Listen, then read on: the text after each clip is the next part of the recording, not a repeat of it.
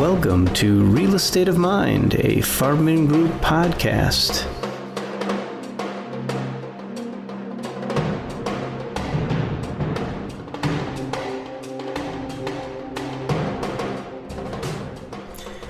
This morning I want to talk a little bit about vision versus history.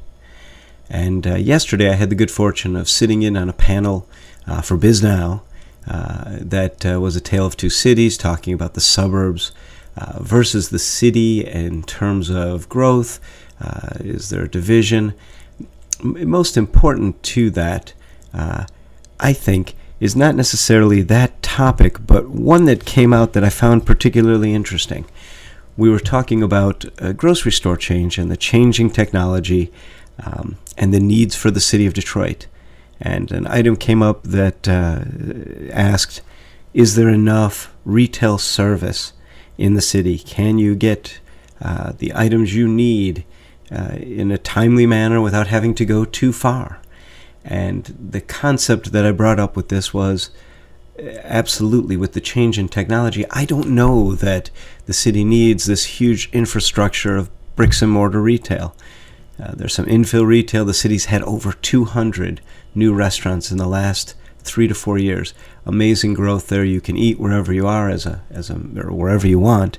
As a Midwesterner, that's good for all of us. We love to eat. But do we need the bricks and mortar? And, is that going to be what makes a difference? And it made me think a little bit about being a visionary versus focusing on statistics. And so I look at it, and the market right now is truly operated by bricks and mortar grocery stores.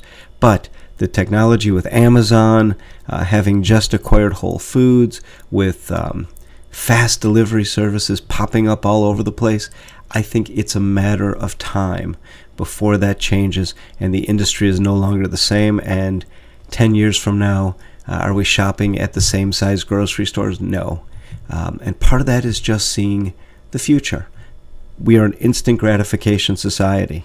We do not go backwards and say, yeah, let's just have that because we've always had it. You look at things like changes in the video rental industry. Blockbuster went under because it didn't keep up with the times. It didn't pivot. Netflix did, and that's made all the difference. It's about being a visionary, but if you had gone off statistics, everybody will want to rent a DVD, whatever came before DVDs. That's the way it always was, and they owned the industry. But a visionary takes those statistics and turns them on their head. And it's one of the things that I like about being a part of the Farbman Group is we see beyond the historical statistics. The Class A building that's always operated at $15 a square foot, we can operate for 10 to 20% less through economies of scale, through visionary thinking, through seeing those things that our competitors do not, and still provide the highest quality of services. And that's what I think the differentiating factor is. So those that make the difference and see beyond the statistical analysis are going to create the future. If you had told me 5 years ago that Dan Gilbert buying up all these buildings in Detroit would allow us to turn the corner and create the critical mass in the city that we need to now start doing ground-up development, I would have said no. I would have said that is not a possibility, that it'll make things a little better but won't turn the corner. If you look historically at the city of Detroit, we've never had that kind of growth. You're buying a building at $8 and putting $100 in. When are we ever going to see $108 value? Well, we're seeing that. We're seeing that because Dan Gilbert saw beyond the statistics. It's the same with the Illich family creating their arena district. They are looking beyond what historically has been accomplished and saying we can do that. It's Bert Farbman 40 years ago being a part of the city, jumping in and creating some of the most beautiful buildings that were retrofit in the city to that day, and seeing beyond someone saying, well, no, you can't restore this. You can't make this better in a winning scenario. And that's, I think, what makes the difference. CDs, DVDs, they've all gone the way of the dinosaur. They're extinct. And it's not because they didn't control 60, 70% of the market at the time. It's because someone was a visionary and said, we can stream these things. We can change that. And someone will come along next and implant that stuff straight into your head. I'm not sure what the next technology is. But what I am sure is we're not going back to CDs. We're not going back to DVDs. And bricks and mortar grocery stores need to pivot and change who they are so that they have delivery services, so that they have an ability for someone to pull up and get their groceries. And along those lines, they say, well, I want to pick out my bananas and peaches because I don't know if they're fresh. Well, here's the pivot to that, and I want this to be known. This is my theory. Now, when you have people shopping in bricks and mortar, the biggest problem they have is theft.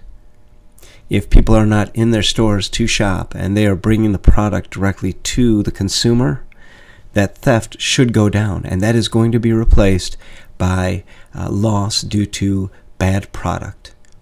That person who wants to pick out their bananas gets a bad banana, they are going to call and ask for a refund. And that's where the grocery store's loss is going to come from, is quality of product versus theft. And that's going to be the change that they make in their financial analysis going forward. But I think it's important to note, we use statistics as a way of seeing where we were. And I think they can be a first point of guidance in seeing where we can go.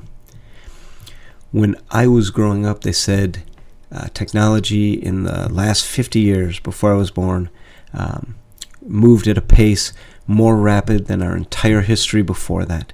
And now I believe that technology moves at a pace that every 5 years or less, we have had more changes in technology than in our entire history. It is moving at that rapid of a pace and will continue to. And it's those people who can see, not only view the statistics, but see what no one else sees. Where is the change to be made? Where's the disruption that we can create that will move us forward in a way that no one has seen? And so I thought that was an interesting thought that came out of this great dialogue I was a part of yesterday, that more important than simply knowing the statistics, more important than the concept that used to be those who don't understand their history are doomed to repeat it. I think that still holds true. You have to understand your history. But I think it's now the idea that if you don't understand your history and how to change the future, you will be extinct. This is Andy Gutman for Real Estate of Mind. Join us next time for another wonderful edition of Real Estate of Mind, a Farbman Group podcast.